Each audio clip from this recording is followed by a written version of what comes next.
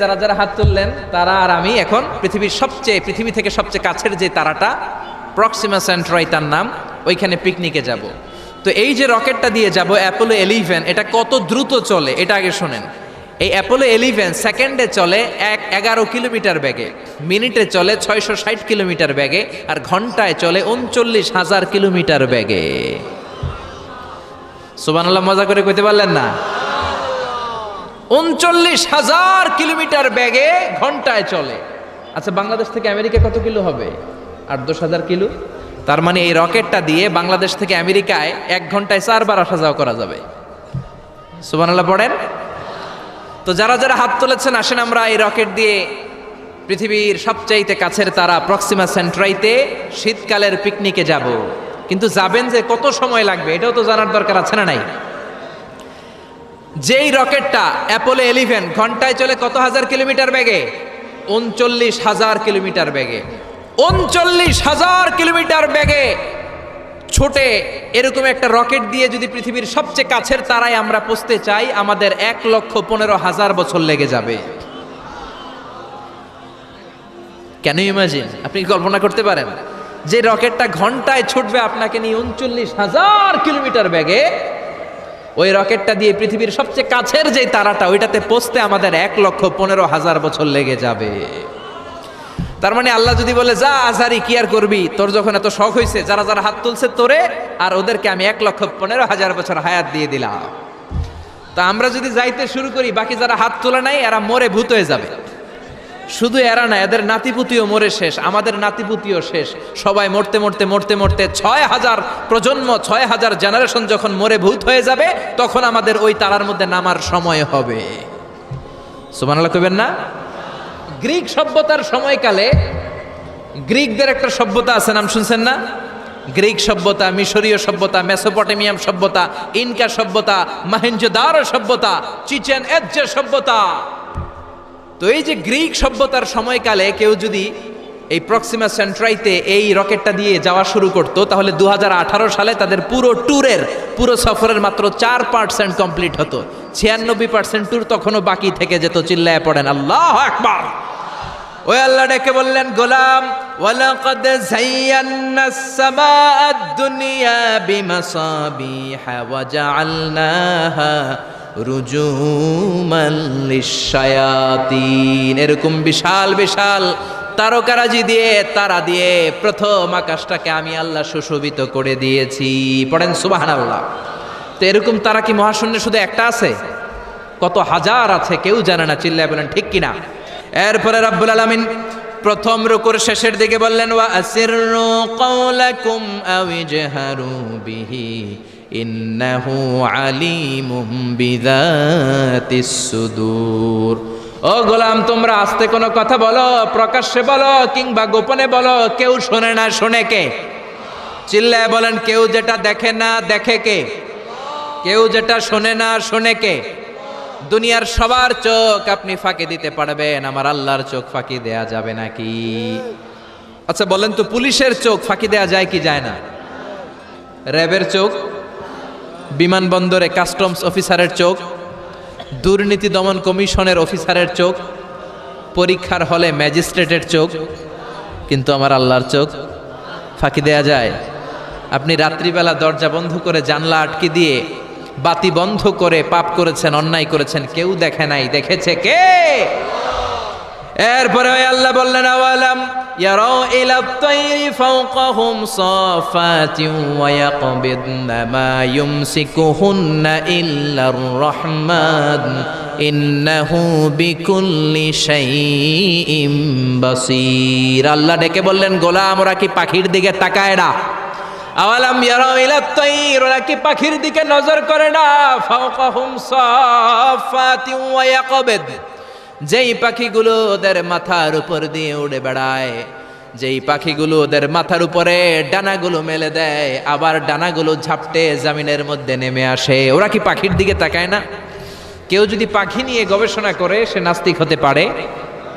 আপনি যদি পাখি নিয়ে রিসার্চ করেন আপনি নাস্তিক হতে পারবেন না। এজন্য আল্লাহ তাআলা পবিত্র আল কোরআন আল কারীমের অনেক জায়গায় পাখির কথা বললেন, পাখি দিয়ে আল্লাহ দৃষ্টান্ত দিলেন সুলাইমান আলাইহিস সালামকে আল্লাহ তাআলা একটা স্পেশাল পাখি দিলেন, ওটার নাম হচ্ছে হুদহুদ। 1000 মিটার উপর থেকেও তার এই পাখির চোখে মেগাপিক্সেল এত বেশি ছিল, জমিনের দিকে নজর করেই জমিনের কত ফুট নিচে মিষ্টি পানি আছে এই পানির সন্ধান সে সুলাইমান নবীকে দিয়ে দিত। সুবহানাল্লাহ পড়েন। কত কিসিমের, কত ধরনের, কত রং বেরঙের পাখি যে আল্লাহ পৃথিবীতে বানিয়েছেন তার কোনো ইয়ত্তা নেই। হামিংবার্ড নামে একটা পাখি আছে, নর্থ আমেরিকাতে পাওয়া যায়, পৃথিবীর সবচেয়ে ছোট্ট সাইজের পাখি। এটা যখন প্রাপ্ত বয়সে পৌঁছে এই পাখিটার সাইজ হয় মাত্র 3 ইঞ্চি। কয় ইঞ্চি? পৃথিবীর সব পাখি সামনের দিকে উড়ে, আর এই হামিংবার্ড সামনেও যেমনি উড়ে পিছনের দিকে উঠতে পারে। সুবহানাল্লাহ কইলেন না? এই পাখিটা প্রতি সেকেন্ডে তার পাখা ঝাপটায় 80 বার। কয়বার? আমি আপনি আমাদের হাতগুলো 1 সেকেন্ডে ঝাপটাতে পারবো কয়বার? 4 বার, সবচেয়ে বেশি হলে 5 বার। আর এই পাখিটা প্রতি সেকেন্ডে তার ডানা ঝাপটায় 80 বার। চিল্লায় এখন সুবহানাল্লাহ। আলপিন সুইফট নামে একটা পাখি আছে, সাউথ ইউরোপের আল্পস পর্বতমালার পাশে এই পাখিগুলো পাওয়া যায়। গোটা বিশ্বে এটাকে সুইফট বার্ড বলে, সুইফট বার্ড। এই সুইফট বার্ড একবার শূন্যে উড়াল দেওয়া শুরু করলে 8 মাস উড়ন্ত অবস্থায় থাকতে পারে। আবার কোনো প্রয়োজনে পৃথিবীতে নেমে আসে, আবার উড়াল দিলে আবার 8 মাস, আবার নেমে আসে, আবার উড়াল দিলে আবার 8 মাস। সুবহানাল্লাহ পড়েন। হোমা বার্ড নামে একটা পাখি আছে, যে পাখিটা উড়ন্ত অবস্থায় ডিম পেড়ে দেয়, আর ওই ডিম জমিনে পড়ার আগেই উড়ন্ত অবস্থায় শূন্যে থাকতে ওই ডিম ফুটে বাচ্চা বেরোয়, ওই বাচ্চাও আবার শূন্যে উঠতে শুরু করে দেয়। এজন্য রাব্বুল আলামিন বলেন, আওয়ালাম ইয়ারাউ ইলাত তায়রি ফাওকাহুম সাফাতিন ওয়া ইয়াকবিদ মা ইউমসিকুহুন্না ইল্লার রাহমান ইন্নাহু বিকুল্লি শাইইম বাসীর। নাস্তিকগুলো কি পাখির দিকে নজর করে তাকায় না? কেমন করে তাদের উপর দিয়ে পাখাগুলো মেলে দিয়ে তারা উড়ে বেড়ায়। সাফাতিন ওয়া ইয়াকবিদনা, পাখাগুলো ডানাগুলো মেলে দেয়, আবার ডানা ঝাপটায়। এই পাখিগুলোকে শূন্যে কেউ ধরে রাখে নাই, ধরে রেখেছে একজন, তিনি হলেন আমার আল্লাহ। তিনি কে? এই যে পাখিগুলো শূন্যে উড়ন্ত অবস্থায় থাকতে পারে, ওদেরকে শূন্যে উড়ন্ত অবস্থায় রাখলো কে? জোরে বলেন কে? ছোট্ট হাঁসের বাচ্চা পৃথিবীতে আসার সাথে সাথে কেমন করে পানিতে সাঁতার কাটে। কে এই হাঁসের বাচ্চারা শিখালো যে তোর ডানা ঝাপটাতে হবে, পা নাড়াতে হবে? শিখালো কে? গাভীর পেট থেকে বাছুর বের হয়েই গাভীর ওলানের মধ্যে ঢু মারে। কে ওরে শিখালো ওই জায়গায় ঢু দে, ওইখানে ঢু মারলেই তোর রিজিক বেরোবে? কে শিখালো? সুবহানাল্লাহ কইতে মন চায় না? এজন্য আল্লাহ বললেন, ওরা কি পাখির দিকে তাকায় না? পাখির দিকে তাকালে তো পৃথিবীর কোনো মানুষ নাস্তিক থাকতে পারে না। পাখিকে আরবিতে কি বলে বলেন তো দেখি? হ্যাঁ, কি? তয়ের। হ্যাঁ, তয়ের। আর বিমানকে আরবিতে কি বলে কে জানেন? তয়ের, তয়রান, তয়ের একই জিনিস। বিমান আরবিও যা, পাখি আরবিও তা। Birds and aeroplane maintain the same flying mechanism while flying. পাখি আর বিমান যখন আকাশে উড়ে একই সিস্টেমে উড়ে। এই জন্য এই পাখির উপর রিসার্চ করে বিমান আবিষ্কার হয়েছে। সুবহানাল্লাহ পড়েন। কিন্তু আফসোসের বিষয় হচ্ছে আমরা বানাতে পারি নাই, এটা বানিয়েছে ইহুদিরা। উইলভার রাইট অর উইল রাইট, দুই ভাই মিলে বিমান বানিয়েছে 1903 সালে। ইউনাইটেড স্টেটস অফ আমেরিকার নাগরিক, এই দুই ভাই মিলে তারা বিমান বানিয়ে ফেললো। আমরা বানাতে পারি নাই। আমরা আছি মদ আর নারী নিয়ে, আমরা আছি হিন্দি সিনেমা নিয়ে, আমরা আছি মারামারি নিয়ে, আমরা আছি কাফের ফতুয়া দেয়া নিয়ে, আমরা আছি তর্কাতর্কি নিয়ে, জি বাংলা নিয়ে, স্টার জলসা নিয়ে, কিরণমালা নিয়ে। চিল্লায় বলেন ঠিক কিনা? স্টার জলসা হায়ারে জিহি বাংলা, নষ্ট করলো হয়ে আমার সোনার বাংলা। স্টার জলসা হায়ারে জিহি বাংলা, নষ্ট করলো হয়ে আমার সোনার বাংলা। ঠিক কিনা? কেমন করে পরকিয়া করতে হবে, শাশুড়ি বউয়ের মধ্যে কেমন করে কুটনামি লাগাতে হবে, এগুলো ট্রেনিং জি বাংলা, স্টার জলসা, হিন্দি সিনেমার ভেতরে আছে না নাই? আমরা এগুলো নিয়ে ব্যস্ত, কাফের ফতুয়া দিয়ে নিয়ে ব্যস্ত।